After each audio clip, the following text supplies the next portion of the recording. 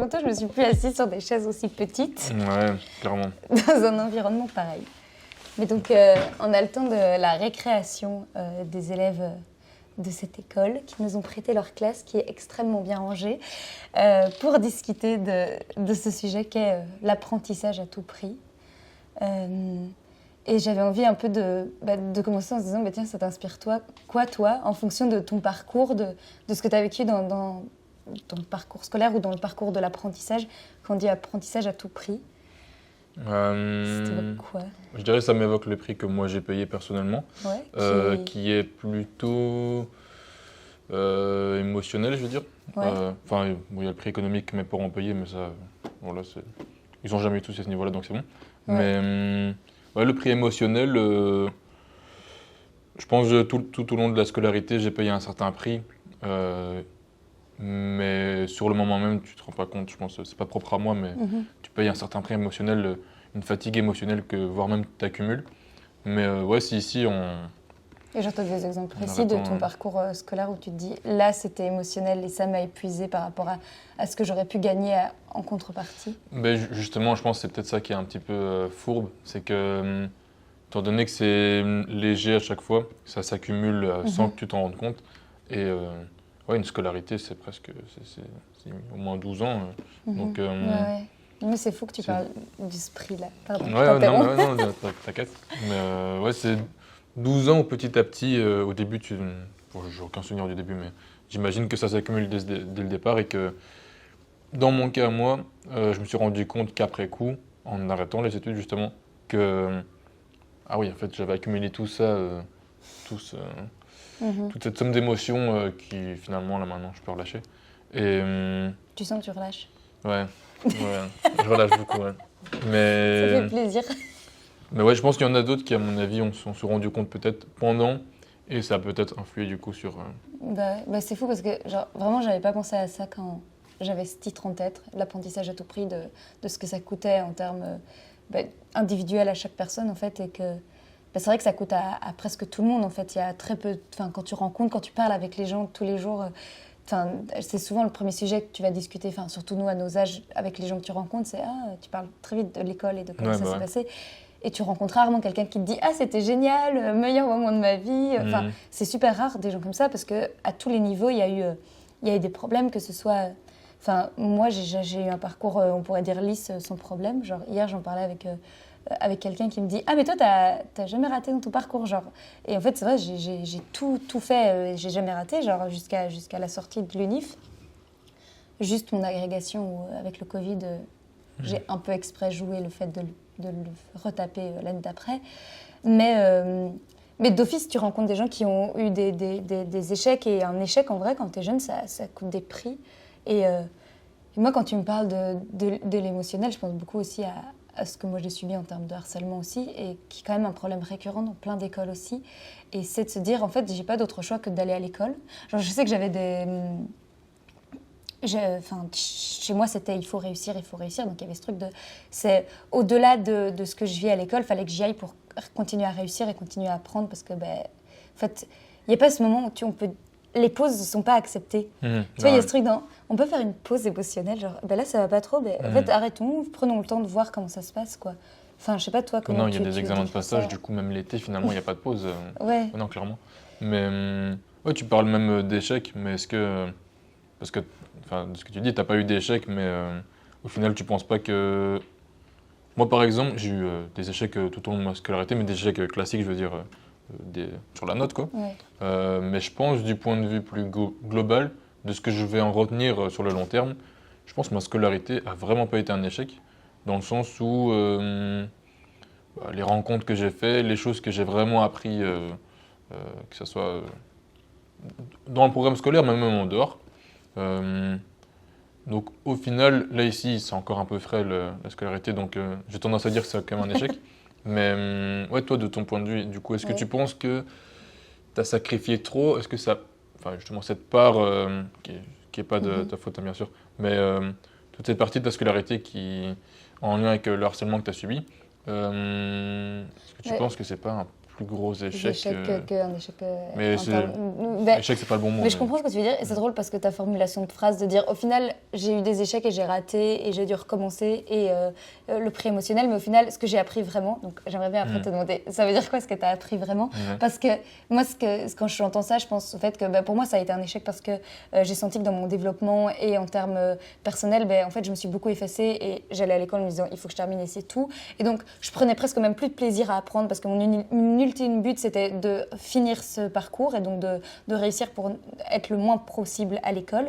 Et donc, il y avait un échec et social du fait que en fait, j'avais du mal, même quand j'ai changé de classe, j'ai retrouvé un groupe d'amis, etc.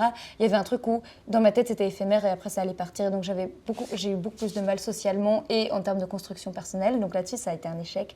Et en termes d'apprentissage. Mais je pense que même en termes de curiosité et d'apprentissage des matières, ça a quand même un peu teinté toute la scolarité de... En fait, c'est obligatoire, ça me fait chier et mon seul but, c'est de terminer ça au plus vite parce que j'en peux plus. Et donc, le tout a été un échec, même si j'ai réussi. J'avais pas des notes excellentes, mais j'avais pas des notes dégueu. Il y a quand même des cours qui m'ont plu et qui m'ont attrayé parce que je pense que le prof me mettait dans une safe zone, mais la plupart des cours, c'était... Là, même je reverrai un cours de 3e secondaire, je saurais plus te dire ce que j'ai appris, quoi. Ouais, non, mais pour ce que j'ai dit, je fais quand même la part des choses parce que je mets pas tout ce que j'ai appris, disons dans le programme, je mets pas tout ce que j'ai appris dans le programme à la poubelle, hein, mais justement, il y a une partie du programme qui a fait que j'ai plus retenu de choses, disons en dehors du programme. J'ai vraiment le cours pour mon cas spécifique, le cours de sciences sociales en tête, où c'est... Dans mon cas, c'était un peu un cours de morale, je ne sais pas si tu en as eu, mais où on va dire même ambiance, même du point de vue des profs, même public de profs, je veux dire. Donc souvent des profs qui ont fait des études en sciences humaines ou quoi, un peu... je ne sais pas ce que ça dit de ça, mais voilà. Et ouais, c'est cette partie-là qui a fait que...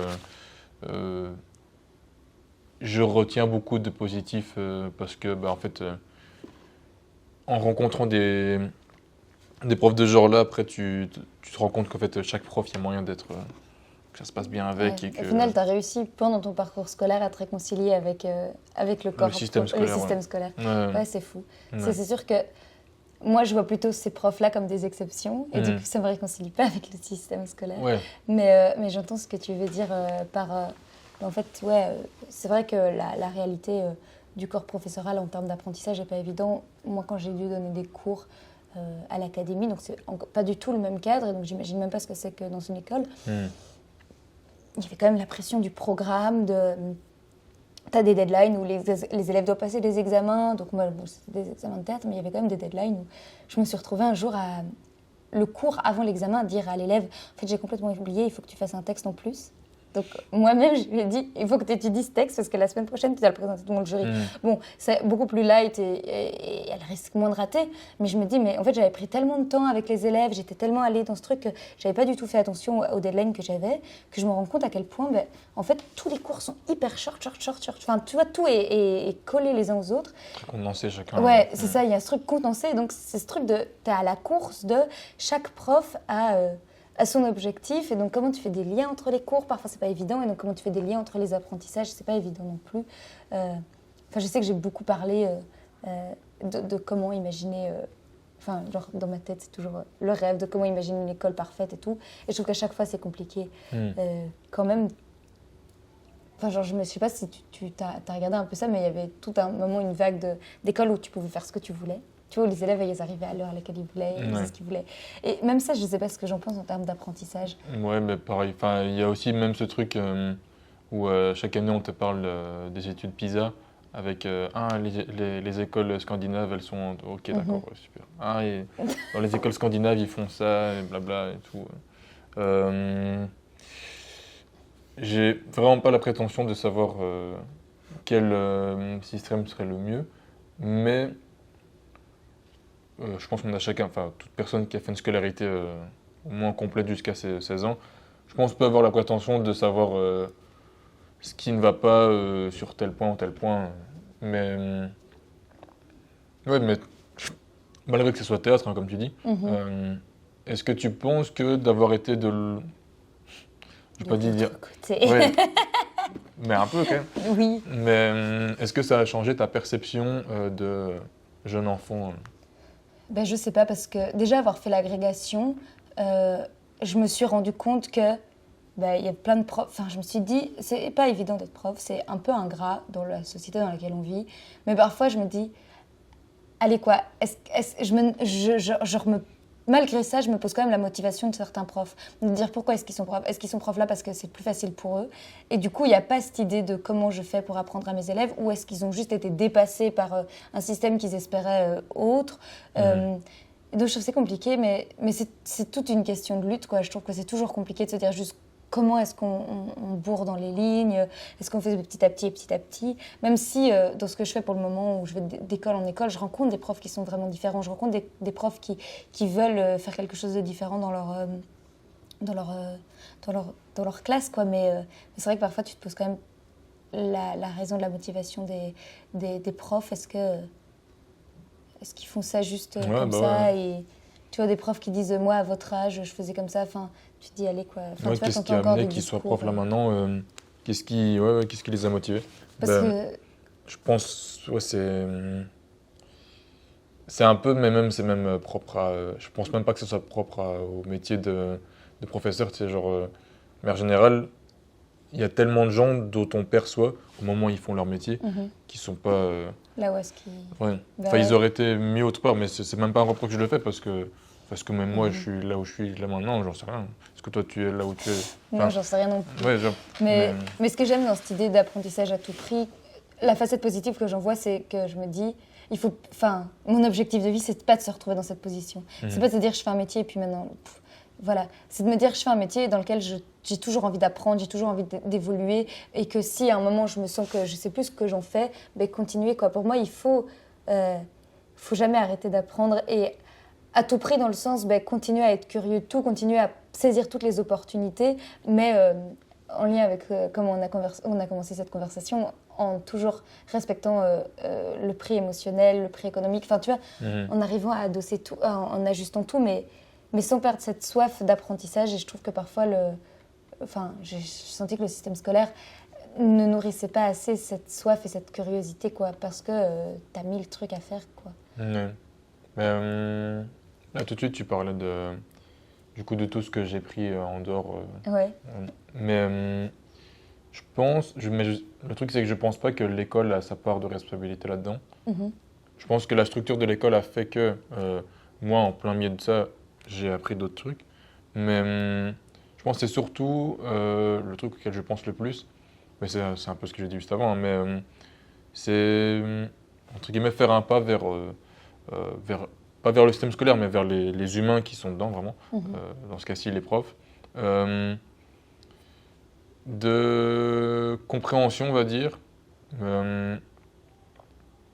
mais comment dire, parce que je pense qu'au fur et à mesure de ma scolarité, j'étais un peu, justement, pas très en contrôle et pas très en sécurité, parce qu'il y a un peu ce truc de ta place t'es pas nommée, quoi. Je sais pas comment, pour faire un lien avec les profs. Ouais. Ta place n'est pas définie à 100%. Si tu fais pas ce qu'il faut, tu peux sauter. Et alors qu'en vrai, c'est pas à la même échelle, mais du côté des profs, c'est un peu pareil.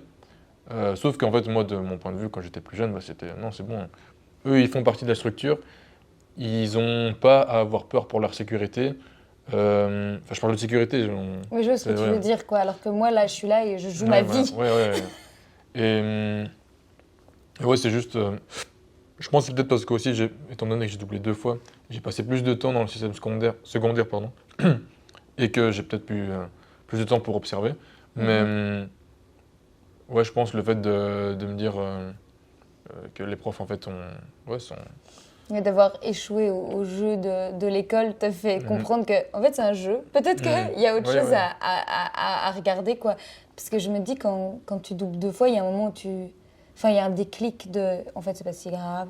Ouais. En fait, c'est bon, on continue, quoi. Enfin, je sais pas, j'imagine. Après, mais je pense... Mon cas n'est pas à prendre de manière générale, parce que je pense que j'étais assez privilégié de manière générale sur... dans le système scolaire, mais... Je sais plus où t'en étais. Ouais. C'est la fin de la récré alors. C'est la fin de la récré, j'ai envie de retourner en cours, là, je suis plus en sécurité. C'est chaud quand même de... C'est court une récré, ça me paraissait pas aussi court quand j'étais à l'école, j'ai l'impression que je pouvais parler plein de trucs. Je sais plus ce que tu disais, c'était con, tu t'allais clôturer ta phrase. Ça me reviendra. On a été interrompu par... Quelle horreur en fait, une récréation. Ouais, quel enfer. Ok, merci beaucoup pour cette discussion. Merci à toi. Et on espère qu'on arrivera à deviner la fin de ta phrase à la suite de ça. C'est parti, les élèves vont revenir. Bonne journée. Bonne journée. Bon cours. Bon cours.